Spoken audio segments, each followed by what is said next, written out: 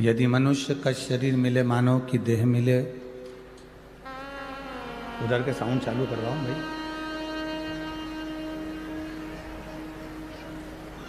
मानव का शरीर मिले, मानव की देह मिले,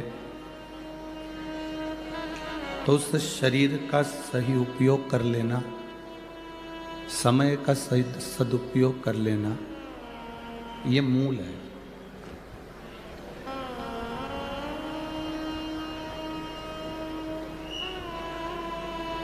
तुम्हारे मोबाइल का बैलेंस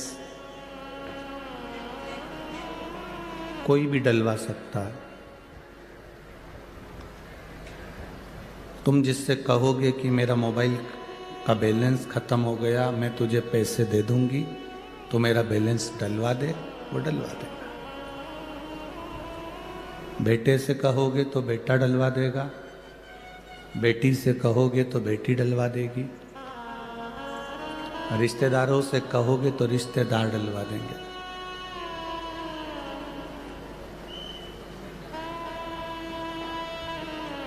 तुम्हारे मोबाइल का बैलेंस कोई भी डलवा सकता है, पर पुण्य का बैलेंस कोई नहीं डलवाएगा, वो आपको ही डालना पड़ेगा।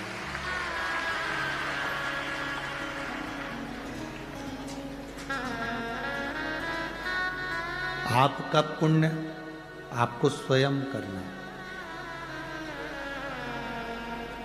आपके दुख को आपको स्वयं काटना। ना तो सियोर वाला महाराज आकर आपका दुख काटेगा, ना दुनिया का कोई महाराज आपका दुख काटेगा। आपका दुख स्वयं को काटना।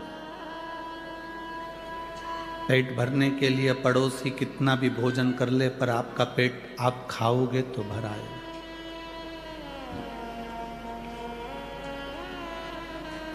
सिर दर्द होने पर पड़ोसी गोली खाएगा, उसका फायदा नहीं मिलेगा, गोली आपको खाना पड़ेगा।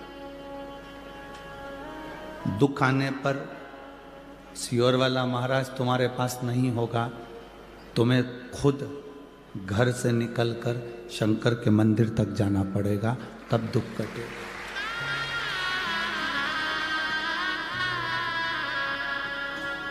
वो गुरु दूसरे होते होंगे जो तुमको अपने पास बुलाते होंगे, तुमसे कहते होंगे कि हमारे पास बैठो। परशु महापुराण की कथा में शंकर भगवान की कथा कहती है, देवी जी के मंदिर में बैठने की जगह होती है, राम जी के मंदिर में बैठने की जगह होती है, दत्त के मंदिर में बैठने की जगह होती है, दुनिया के सारे मंदिरों में बैठने की जगह होती है, पर शंकर के मंदिर में बैठने की जगह नहीं होती। चारों तरफ इतना पानी पड़ा होता है कि अपनी साड़ी बचाकर और कपड़े बचाकर सावधानी से बैठना पड़ता है। और दूसरा व्यक्ति पानी शिव को चढ़ाने की जगह तुम पे चढ़ा के चले जाए, उससे पहले निकल कर अपने घर चले जाओ।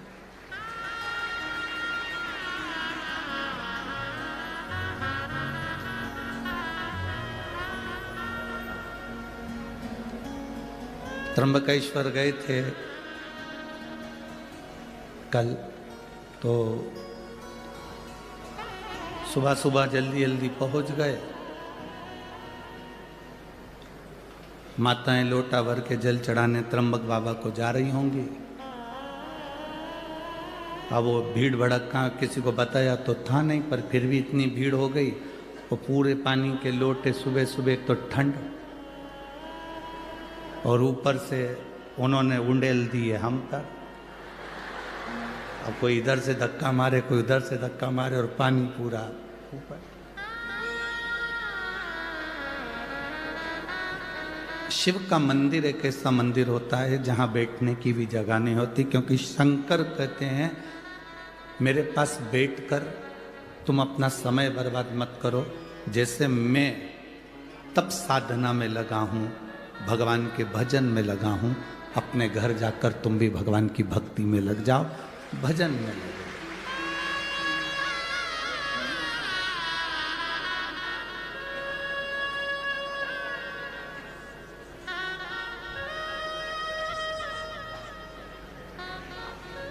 असली गुरु होगा तो दो चीजें पूछता है असली गुरु।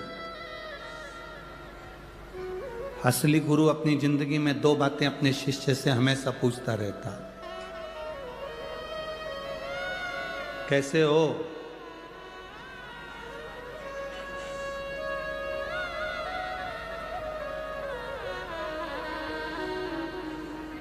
फिर वो कहेगा गुरु जी थोड़ा सा जीवन में कष्ट चल रहा है, तो गुरु फिर दूसरी बार कहेगा मंदिर जाना चालू करा? नहीं। दो चीजें गुरु जरूर कह देता है, एक तो कैसे हो और दूसरा आपने मंदिर जाना प्रारंभ किया, मंदिर जा रहे हो, भगवान की शरणागति की ओर आगे बढ़े कि नहीं बढ़े।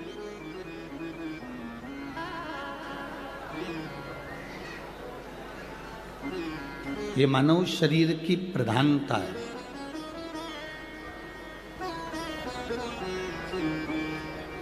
आपको और हमको जो मनुष्य का शरीर मिला है, इसको हम व्यर्थ ना गंवाने दें। कहीं इधर उधर जाकर समय बर्बाद ना किया जाए। शिव जी को जल चढ़ाना चाहिए, कोई कहता है शिव जी को जल नहीं चढ़ाना चाहिए। कोई कहता है शंकर जी का रुद्राक्ष पहनना चाहिए, कोई कहेगा नहीं पहनना चाहिए। कोई कहेगा बेलपत्र चढ़ाना चाहिए, कोई कहेगा नहीं चढ़ाना चाहिए। कोई कहेगा बेलपत्र खाना चाहिए, कोई कहेगा नहीं खाना चाहिए। कोई कहेगा शिव जी पे चढ़ा हुआ प्रसाद खाना चाहिए, कोई कहेगा नहीं खाना चाहिए।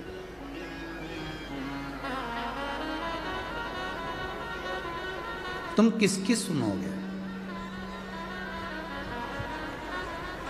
बहुत सारे संसार में लोग आते जाएंगे, तुमको नया नया ज्ञान देते जाएंगे, तुम भटकते जाओ। दुनिया के लोग चाहते हैं कि तुम अगर कोई सतमार्ग पर चल रहे हो, सत जगह पर चल रहे हो, अच्छी जगह पर चल रहे हो, अच्छे मार्ग की ओर चल रहे हो, तो तुम उस मार्ग से हटो।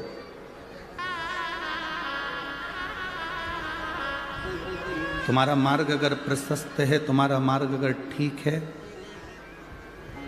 तो उस पे से हटाने का प्रयास करेंगे।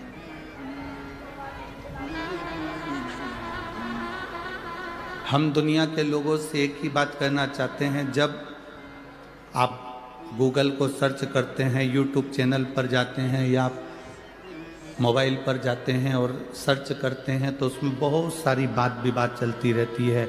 एक महाराज कुछ कह दिए, दूसरे महाराज ने उसकी टांग खींच दी, दूसरे ने कहा, तीसरे ने उसकी टांग खींच दी, तीसरे ने कहा, चौथे ने उसकी टांग खींच दी।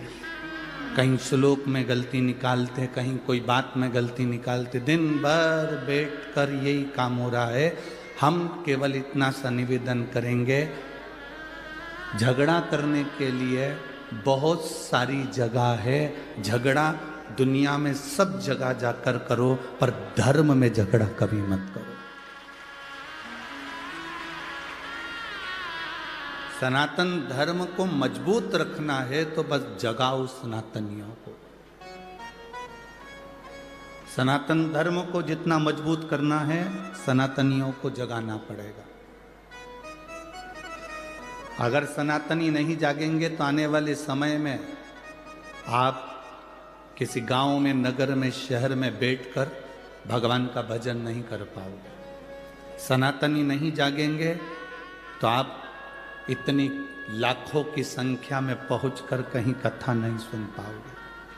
सनातन धर्म रहेगा तो तुम कथा तक पहुंचोगे।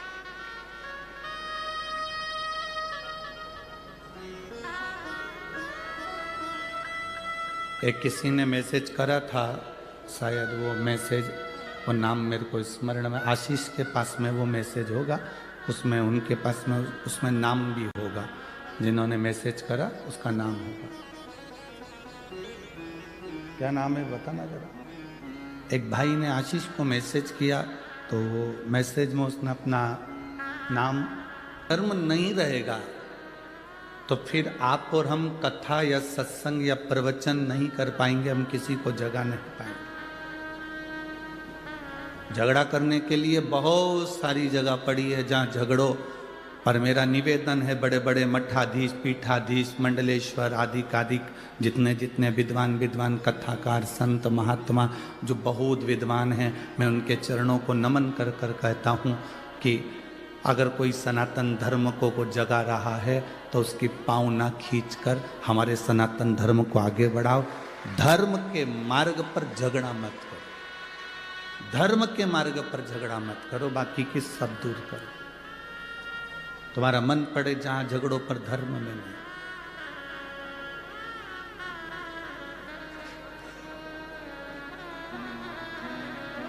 शिव कथा कह रही है अपने समय का सदुपयोग करो।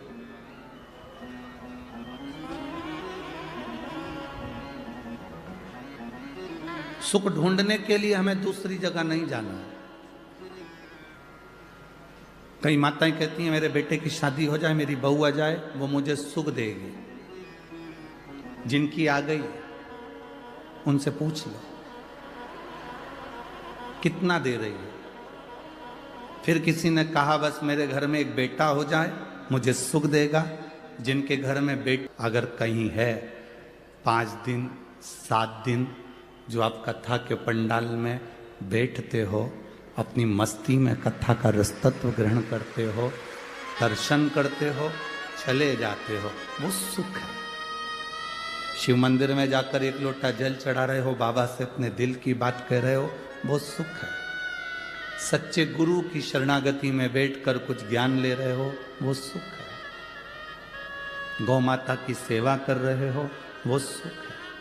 माता पिता की सेवा कर रहे हो, वो सुख है। टेंशन को छोड़कर अपनी पत्नी, अपने बच्चों के साथ भले गरीबी की जिंदगी जी रहे पर खुश होकर जी रहे, वो सुख है। उसको सुख कहते हैं। अमीर को सुख मिलता है गले में सोने की चैन से। काय से सुख मिल रहा है? जम के बोलो जरा। गले में सोने की चैन से। और गरीब को सुख मिलता है आराम से गद्दे पे सोने से। नींद भरपूर आ जाए, चैन की नींद आ जाए, समझ लो दुनिया के सबसे बड़े सेठ तुम हो। 4 गोली खाकर सोना पड़ रहा है तो भिखारी से बदतर हो। 4 गोली खाकर अगर सोना पड़े, थायराइड की गोली, बीपी की गोली, शुगर की गोली, नींद की गोली, 4 5 गोली रात को खा के सोना पड़ रहा है और तुम कह रहे हो मैं सेठ हूं। काय का सेठ? प्रथम सुख निरोगी काया। दुनिया का सबसे बड़ा सुख है आपकी काया अच्छी रहना चाहिए। तो आप बड़ा पाव भी खाओगे तो पच जाएगा, नहीं तो बड़ा अलग पाव अलग जाएगा। काहे का मतलब? शरीर में सुख नहीं और तुम अन्य सुख की बात कर। लाखों का धन भले तुम्हारे घर में हो और अगर तुम 4 5 गोलियां रोज की खाकर सो रहे हो तो तुम सुखी नहीं हो। धन से कभी कोई संसार का व्यक्ति सुखी नहीं हुआ, उसको आत्मा से, अपनी चित्तवृत्ति से सुखी होना पड़ेगा। भगवान नारायण बैकुंठ में रहते हैं, लक्ष्मी जी से कहते हैं मुझे जगत की चिंता है। भगवान ब्रह्मा सरस्वती के साथ ब्रह्मलोक में रहते हैं और ब्रह्माणी से कहते हैं मुझे जगत की चिंता है। इंद्रलोक में रहते हैं और कहते हैं मुझे अपने सिंहासन की चिंता है। गरुण वरुण 33 कोटि देवी देवताओं को देखिए, सबको चिंता लगी हुई है। केवल एक देव अधिदेव महादेव एक ऐसे हैं जिनको विश्वनाथ कहते हैं। उनको विश्व की चिंता नहीं, विश्व को अपना परिवार समझकर संभाल कर चलते हैं। तुम विश्व से मतलब रखते हो तो विश्वनाथ छूट जाता है। जिस दिन तुमने विश्वनाथ को अपना बना लिया उस दिन विश्व स्वयं तुम्हारा हो जाए। हम चिंता में क्यों ग्रसित हैं? क्योंकि हम परिवार को अपना समझते हैं। हम चिंता में क्यों ग्रसित हैं? क्योंकि बेटे को हमने अपना समझा, बेटी को हमने अपना समझा, रिश्तेदारों को हमने अपना समझा। माता सीता एक तिनके को भी अगर उखाड़ कर रावण के सामने करती है तो ये सोचती है कि मेरा भाई है। हम शंकर भगवान के दरवाजे पर जब भी जाएं, हम शिव के द्वार पर जब भी जाएं, हम भगवान की चौखट पर जब भी जाएं, तब हमारी चित्त वृत्ति में ये रहना चाहिए, भगवान देवादिदेव महादेव के सामने पहुंचते से तुम्हारे भीतर ये होना चाहिए कि तुम किसी दूसरे के पास जल चढ़ाने नहीं आए हो, अपने पिता से अपने मन की बात कहने के लिए शंकर की चौखट पर आए हो। शिव की चौखट पर हम अपने दिल की बात कहने के लिए, अपने मन की बात कहने के लिए, हम किसी दूसरे से कहने नहीं आए।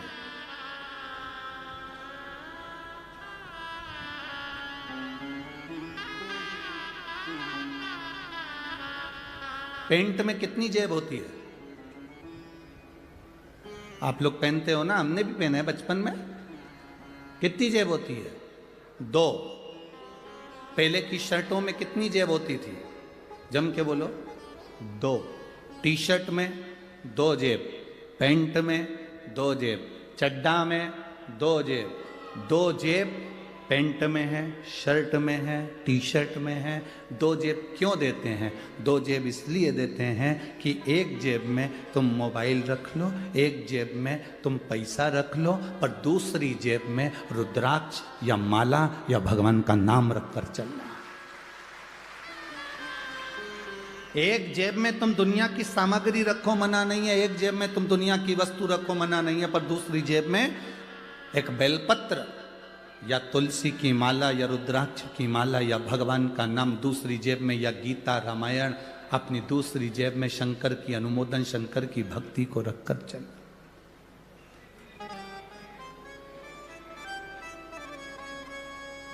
एक कर्म की जेब है तो दूसरी धर्म की जेब। दोनों का बैलेंस बराबर बनाकर चलो। कर्म करो, परिवार संभालो, नाते रिश्तों के बीच में रहो, कुटुंब कबीले के बीच में रहो, सबके साथ रहो, पूरे परिवार को संभाल कर चलो, पर उसके साथ में धर्म को भी साथ लेकर चलो। बच्चों में संस्कार देते चलो, भगवान की भक्ति प्रदान करते चलो।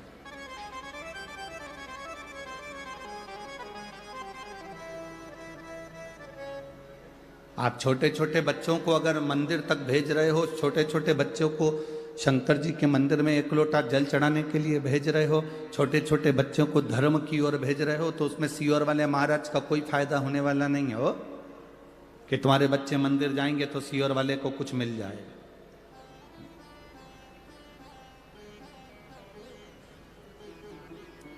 सीओर वाले महाराज ने तो एक बात कही कि अपने पड़ोस के मंदिर में जाओ। बोलो, बोला कि नहीं बोला? बार बार कि अपने पास के मंदिर में जाओ, अपने नजदीक के मंदिर में जाओ। अगर तुम कुछ चढ़ाओगे भी तो वो मंदिर को मिलेगा, उसमें सीओर वाले महाराज का लाभ नहीं। तुम्हारा बच्चा मंदिर तक जा रहा है तो उसमें सीओर वाले महाराज का लाभ नहीं है, सीओर वाले महाराज का फायदा नहीं है। तुम्हारे बच्चे अगर मंदिर तक जा रहे हैं, 1 लोटा जल चढ़ा रहे हैं, तो उसमें तुम अपने बच्चों को संस्कार दे रहे हो और उनको बलवान बना रहे हो कि कभी हम नहीं भी रहे तो तेरा पिता ये देवादिदेव महादेव, तेरी माता या माता पार्वती तेरा साथ देने के लिए है।